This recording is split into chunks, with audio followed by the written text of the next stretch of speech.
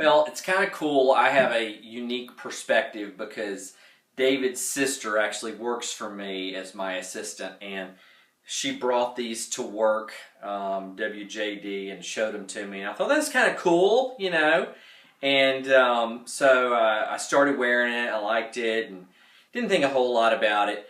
But what really brought meaning to me was the first time I spoke to David on the phone.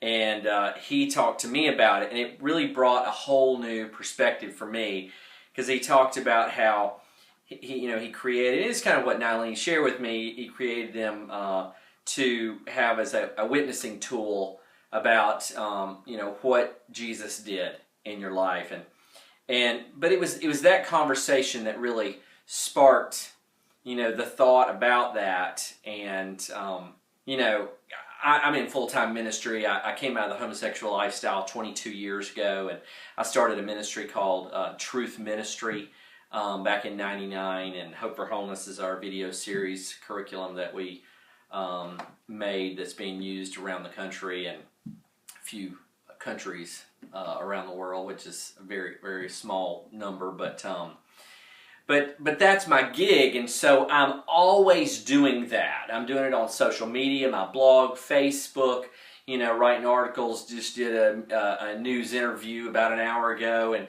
so I'm doing that all the time.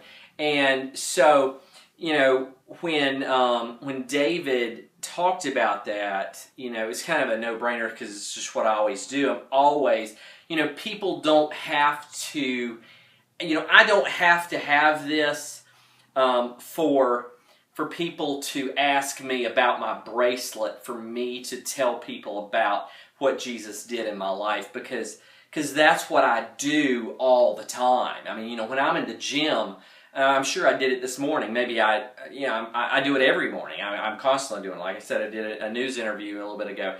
I'm constantly telling people about the Lord. When I accepted Christ, I got saved at an Amway conference in Tampa, Florida. The night or the morning after, of course the night is important because that was when the Lord flooded my soul. But it was the night of the Desert Storm invasion. And I've been living the homosexual lifestyle for 3.5 years, been struggling with my whole young life, and but went into the gay lifestyle for 3.5 years, had some people reach out to me, loving on me, didn't tell me about Jesus, didn't tell me about God, didn't argue with me about homosexuality. They just loved on me, and I didn't know what it was they had. I just wanted what they had, and when the gospel was presented, I put, 1 and 1 or 2 and 2 together, and gave my heart and life to Jesus, and it changed my life, and I've never been the same since. Now, I say all the time, said on the news just a little bit ago, I left homosexuality. It didn't necessarily leave me. I left it. I chose to walk away. And so, I don't check out girls on the beach like, most guys do. I'm probably checking the guy out, but I'm controlling my thoughts with that. I don't sexualize men unless I'm, and that's something for me to be calling up the accountability partner for. And so that's just me being real with you. But what Jesus did for me, what did Jesus not do for me, would probably be WJND would probably be more appropriate, because Jesus does everything for me. And if we can't tell our story in 30 seconds to a minute, man, I think we need to check our heart, because God can and wants to and will transform our heart if we'll give Him our whole life. The problem is most people don't give Him their whole heart or their whole life. They give Him everything except their identity, everything except their struggle. Well, what is God for if He's not for those things? If God is for just an hour on Sunday, what's the point?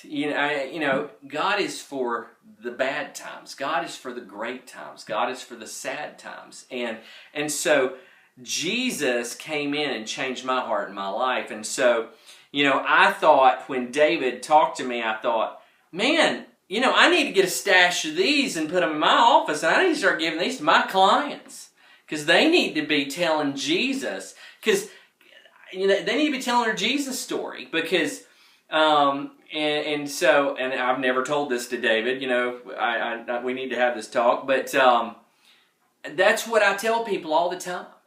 I don't like these counselors or even these pastors that just say, we'll keep this between ourselves. Just stop doing that, and we'll keep this between ourselves. Don't tell your wife. Don't tell anybody, and I'll keep it to myself. No, that's not biblical. We're supposed to be out there telling our Jesus story. We're supposed to be out there telling what Jesus did for us. And some of us, we think our story is one, like I did, that it can't be shared. I remember when I heard the Lord say, I want you to be a public speaker. I was at a Promise Keepers rally back in '93, and I was sitting there in the balcony, and the Lord had told me He wanted me to come to ministry, but He didn't tell me what for. And I'm sitting there, and I heard, that's what I want you to do. And I'm like, do what? And I heard, be a public speaker. And I thought, and speak about what? I can't talk about my story. But I had done something that changed my life. About a month or two earlier to this, I was in my backyard and I said, God, whatever it is, whatever you want me to do, whatever you have for me, the answer is yes.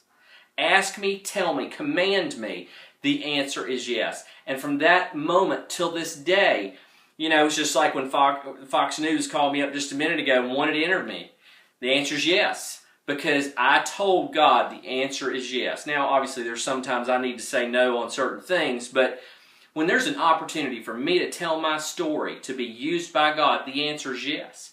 And so, when I came back from that trip, I'm sitting there on the bus, coming back, and full load of bus from men, we got a 30-hour drive back, and I hear the voice of the Lord say, get up and walk to the front of the bus and tell your story.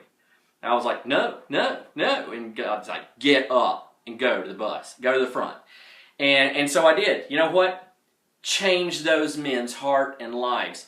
The pastor had to tell these men to stop talking about the bus because the men that flew were grieving that they were not on that bus, because it changed these men's lives. And all I did was tell my story. All I did was tell what Jesus did in my life. You know what? God's got a story in your heart. He's got a story in your life. You've got people in your life that I will never meet, that I will never talk to, but you will. You have a sphere of influence that only you can touch. And God wants to use your story to touch them. The question is, will you let Him? It's not your story. It's His story. He's not ashamed of it. We are. We got to get over it. Revelation 12:11 says they overcame Him, meaning Satan. They overcame Him by the blood of the Lamb and the word of their testimony. They did not love their lives so much as to shrink from death. Problem is we love our lives so much that we shrink from death. And we can't be used from God when we say, no, I'm going to keep this to myself. God wants to use you. He wants to use me. He wants to use all of us to tell our Jesus stories. Get out there and start doing it today.